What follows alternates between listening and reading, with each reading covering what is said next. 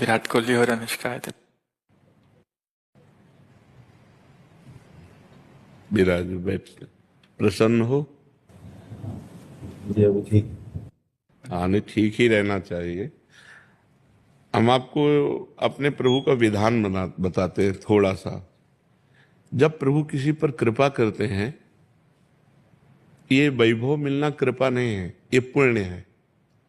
पुण्य से एक घोर पापी को भी बहुत देखो, पाप करके भी उनका कोई पुण्य है जिससे वो सुकृत पूर्व के सुकृतवश चल रहे हैं, नया पाप है। ये वैभव बढ़ना या यश बढ़ना ये भगवान की कृपा नहीं मानी जाती। भगवान की कृपा मानी जाती है अंदर का चिंतन बदलना।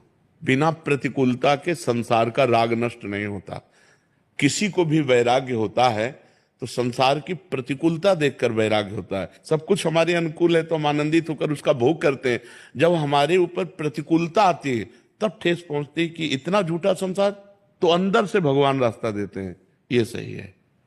भगवान बिना प्रतिकूलता के इस संसार को छुड़ाने का कोई भी औषधि नहीं रखी।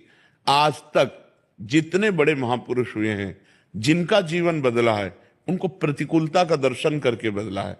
तो कभी प्रतिकूलता आए तो उस समय आनंदित हो कि मेरे ऊपर अब भगवान की कृपा हो रही है, कि मुझे सतमार्ग में चलने की प्रेरणा मिल रही है। अंदर का चिंतन हो जाए, प्रभु बहुत जन्म व्यतीत हो गए, अब एक बार आपसे मिलना चाहती हूँ, एक बार आपसे मिलना चाहते हैं प्रभु, मुझे आप चाहिए, अब संसार नहीं।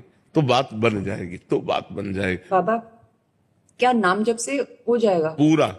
ये हम अपने जीवन का अनुभव बताते हैं। पहले हम सन्यासी रहे 20 वर्ष सन्यासी रहे काशी विश्वनाथ जी। तो हम सांख्य योग, अष्टांग योग, जो अष्टांग योग है ना, अष्टांग योग, कर्म योग, इन तीनों को अच्छी प्रकार जान करके और फिर भक्ति योग में आए हैं। मतलब आप ये समझो कि हमारी इतनी तार्किक बुद्धि रही, हमारी श्रद्धालु बुद्धि नहीं रही। सन्यासी की जो बुद्धि होती है वो तर्क प्रधान होती, कसौटी पर कसने पर। तो हम केवल भावुकता में राधा राधा का प्रचार नहीं कह रहे कि हमने सुना और ऐसे ग्रंथों में पढ़ा, ऐसे कह रहे, स्वयं स्वाद लेके कह रहे और विश्वास के साथ कह रहे कि यदि आप राधा राधा जपते हो तो इसी जन्म में भगवत प्राप्ति हो जाए।